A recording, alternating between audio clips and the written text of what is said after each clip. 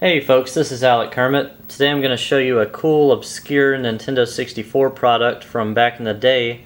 This is the DX256 Super Game Saver made by Bung Enterprises, the same people that made the Dr. V64 backup unit, which is of course responsible for most of the N64 ROMs you see on the internet these days.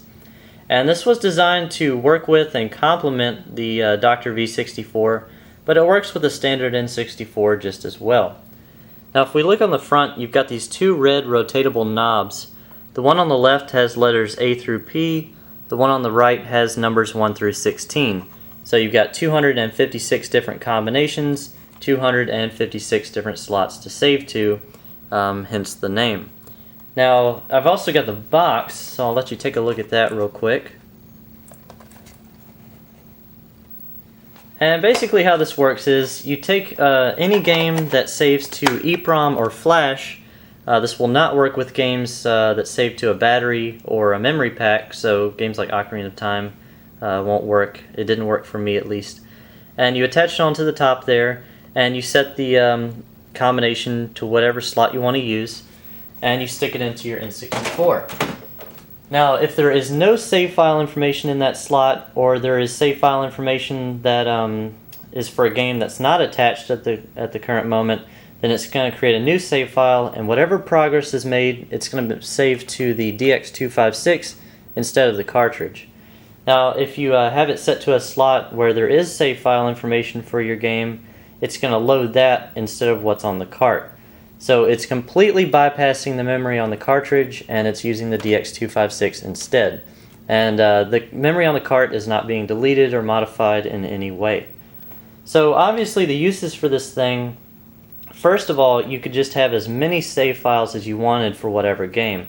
And this was particularly useful for games that didn't have multiple save files built into the cart by default. So let's say you and a sibling shared a copy of Pokemon Stadium.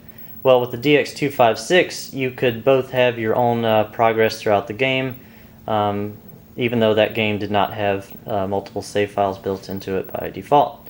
But really the main use for this thing, which is not relevant today, is that when you rented games, you could bring it home, play it for whatever time period you had, save to the DX256, return it, and then next time you rented it, your progress would still be there on the DX256. And since N64 games cost about $60 new back in the day, it was much more cost effective to rent. So you could rent the game a couple times, save to the DX256, and beat it for $14 total versus paying $60 new in order to beat it. So that was pretty cool. So real quick, I'm going to show you how this thing works. First of all, I'm just going to play the game like normal and show you my and there's one thing about this thing, it's really tight. I'm going to show you my progress that's on the cart.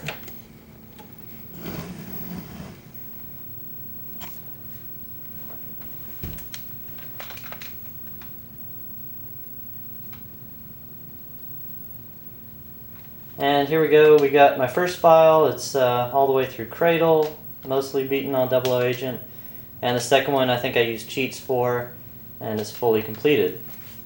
So now we're going to turn this off, attach the Super Game Saver, and I've got it set to A1, which I played on a little earlier and just played through the first level.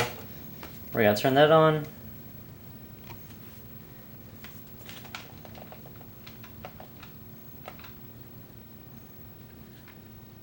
And there you go. There's only one file, and it's only beaten the first level. Now we'll turn it off one more time. This time we'll set it to A2, which I haven't played on at all. And we should have a fresh file. Avast virus database has been updated. Thank you, Avast. So yeah, no progress here.